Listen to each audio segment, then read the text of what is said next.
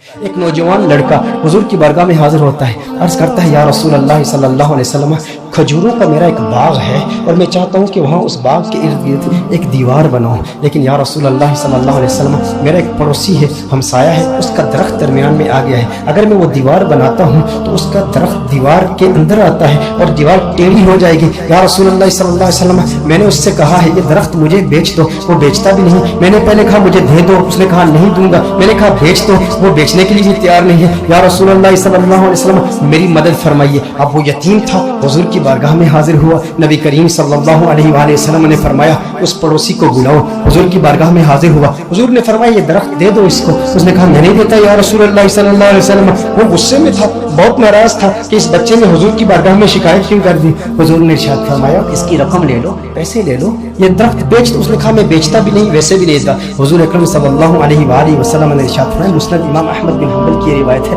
میرے آقا صلی اللہ علیہ وآلہ وسلم نے ارشاد فرمایا اچھا ایسا کرو کہ یہ درخت تم اس کی قیمت بھی لے لو اور اس درخت کے بدلے جنت میں ایک ایسا درخت ہوگا کہ جس کا سایہ اتنا طویل ہوگا کہ اس کے نیچے اگر 100 سال تک ایک سوار اگر سواری کرتا رہے تو اتنی طوالت ہے اس کی، اتنا سایہ ہے اس کا، وہ درخت جنت کا بھی لے لو، اس نے کہا یا رسول اللہ صلی اللہ علیہ وسلم میں قبول نہیں کرتا۔ اب وہاں پر صحابہ کرام علیہم رضوان موجود ہیں، حضرت سیدنا ابو الدحداء رضی اللہ تعالی عنہ صحابی رسول موجود ہیں، عرض کرتے ہیں یا رسول اللہ صلی اللہ علیہ وسلم آقا اگر یہ درخت میں کسی طریقے سے اس سے خرید کر اس یتیم کو دے دوں تو کیا یہ آپشن میرے لیے بھی اوپن ہے کہ جنت میں مجھے بھی وہ درخت مل جائے گا؟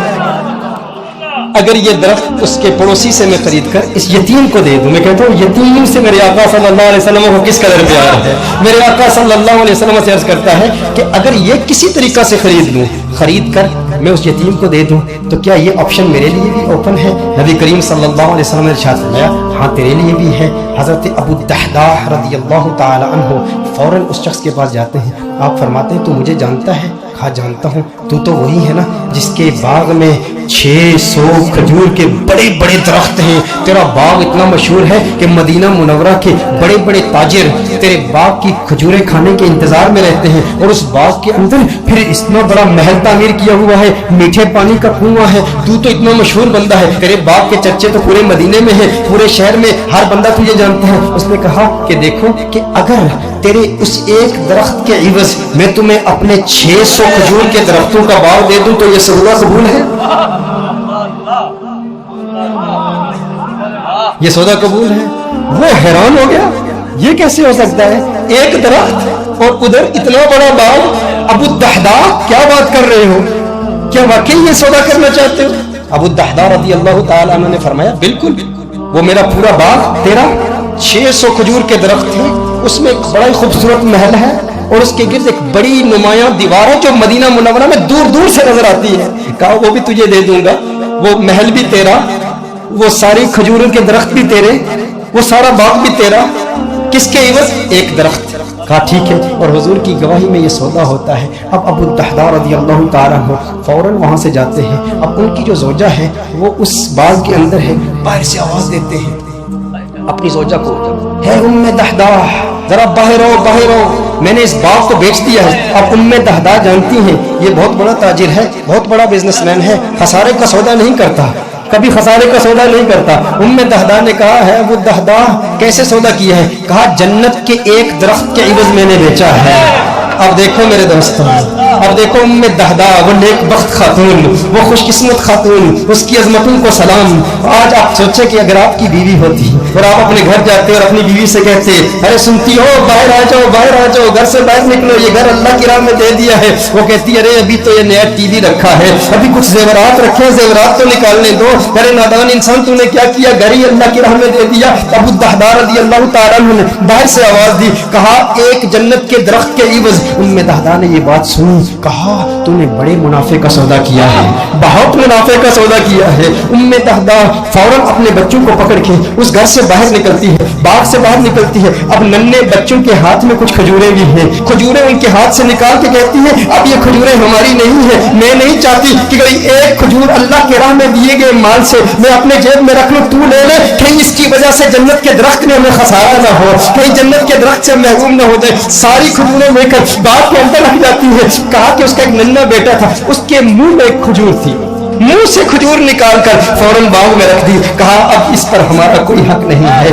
ये अल्लाह का माल है, अब हमने अल्लाह की राह में दे दिया है। अब इस पर उलमा के दो कौल हैं। एक मारूफ कौल की रोशनी में अर्ज करता हूँ कि अबू दहदा रज़ियल्लाहु ताला अन्हु के इस बाग के अलावा उनके पास और कोई बाग भी नहीं था, उनके पास और कोई दौलत भी नहीं थी, उनके पास और कोई माल भी नहीं था। लेकिन अबू दहदा रज़ियल्लाहु ताला अन्हु हुजूर की बारगाह में फिर हाजिर होते हैं, अर्ज करते हैं या रसूलुल्लाह सल्लल्लाहु अलैहि वसल्लम, आका ये सौदा पक्का है ना, आका ये सौदा पक्का है ना। नबी करीम सल्लल्लाहु अलैहि वसल्लम खुश हो जाते हैं और हुजूर खुश होकर फरमाते हैं कम मिन इज़्किन रदाहिन लि अबी दहदा फिल जन्नह, कम मिन इज़्किन रदाहिन लि अबी दहदा फिल जन्नह, कम मिन इज़्किन रदाहिन लि अबी दहदा फिल जन्नह। रावी कहता है हुजूर बार बार पढ़ ले, मुसलसल ये जुमले कह रहे हैं अबू दहदा तेरे लिए जन्नत में कितने दरख्तों की, कितनी टहनियों पे कितनी खजूरें, माला माल है तू। बार बार हुजूर इरशाद फरमा रहे, बार बार यही जुमले। और दो रिवायात इसमें, दो मुख्तलिफ रिवायात में मुख्तलिफ अल्फाज है। कम मिन इज़्किन रदाहिन लि अबी दहदा फिल जन्नह। हुजूर अकरम सल्लल्लाहु अलैहि वसल्लम ने एक दूसरी रिवायत में फरमाया एक दरख्त के इवज एक दरख्त का सौदा किया था, अब तो तूने 600 दरख्त दे दिए तो जन्नत में 600 दरख्त तो कम से कम तुझे मिलेंगे ना।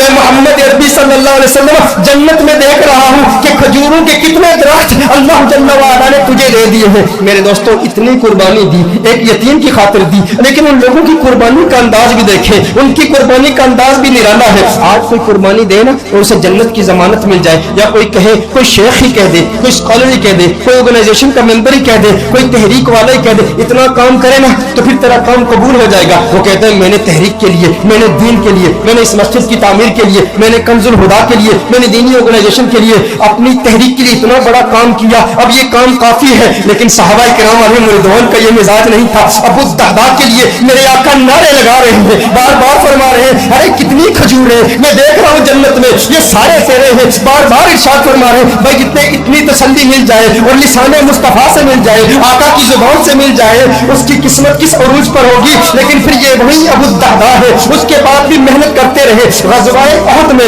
जब दुश्मनों ने हुजूर पर हमला किया, अबू दहदा अपने सीने पर उन तीरों को बर्दाश्त कर रहे हैं और मेरे आका के कदमों में शहीद हो जाते हैं। और ग़ज़वाए उहद के बाद मेरे आका ने तलाश किया, कहा मेरा अबू दहदा मुझे दिखाओ। अरे वो खजूरों वाला मेरे आका अबू दहदा को देखते हैं और देख के मुस्कुराते हैं और मुस्कुरा के फिर फरमाते हैं कम मिन इज़्किन रदाहिन लि अबी दहदा फिल जन्नह।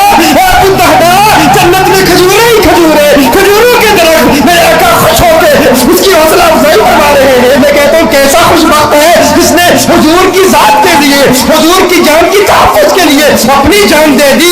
काश यूं मौत आए मेरे हमनशी, काश यूं मौत आए मेरे हमनशी, नज़ाका और हो जाए मंज़िल हसी, वो उधर अपनी जुल्फ़े समाया करे और इधर दम हमारा निकलता रहे। हुजूर की जुल्फों का असीर, हुजूर की जुल्फों को देखता हुआ इस दुनिया से चला गया। दिल में, जिगर में, आंख में बस तू ही तू रहे, इसके सिवा न दिल में कोई आरज़ू रहे। इस एहतिमाम में शाख में सजदे करूं अदा, तेरा ख्याल आए तो दिल बावजू रहे। और जन्नत मेरे नसीब की वाइस को बख्श दे, मेरे कफन में गैस में जाना की भूल रहे। जो उनकी जुल्फों को असीर होते हैं वो ना अपना नाम मांगते हैं, ना वो तस्वीरें, ना वो एलानात के शौक रखते हैं।